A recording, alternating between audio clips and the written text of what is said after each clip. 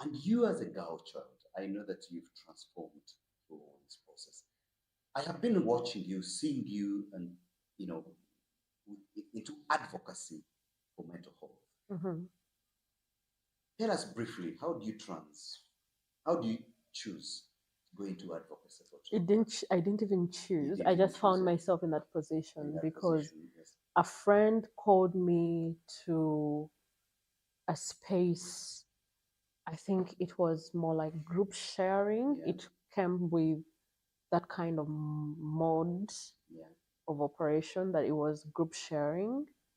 And I could have gone for 2 or 3, and I hear the word mental health.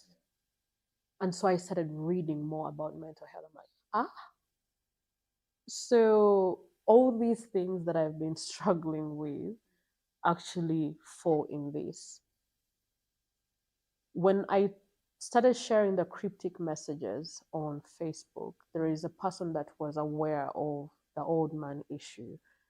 And I think she managed to undo the crypticness of it. She sent me a message and asked, because that was 2017. Yeah. She sent me a message and asked what the problem was. Because I kept sending out so many posts. I don't know, I don't remember what it is I was saying, but she managed to decode that and came and asked. And because she knew of the old man, now I had the language of explaining my fear of the word strong. And she explained to me, and she said, when you go back home, try to find a professional counselor. Now, these are things that you just see in movies, and you don't think so much of them. You're just looking for where the plot goes from the beginning to the middle to the end. You don't think so much about them. And so when I see her message advising that I look for a professional counselor back in Uganda, I'm like, okay, is that a thing?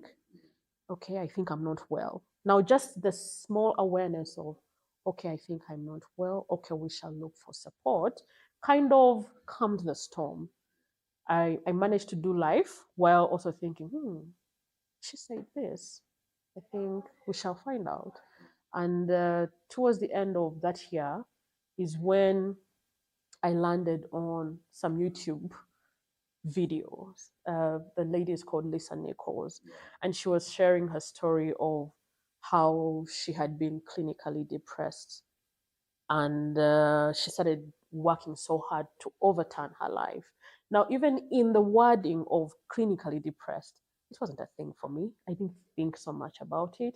Like, I didn't give it so much thought. But in her telling the story, I could relate. Like, the experience wasn't the same, and yet there were factors in it that felt like were representing my experience. And so I started listening to her. I think I got majorly, I mean, mobile data was very expensive. So I downloaded 2 videos of hers that I think I listened to every single day. The same information in her telling her story. Every time I would feel like maybe things are going down the rabbit hole, I would play Where is Lisa Nichols and play her videos. It was actually her and T.D. I landed on them in that same period. And I think I went on like that for probably like 6 months, and life started becoming better.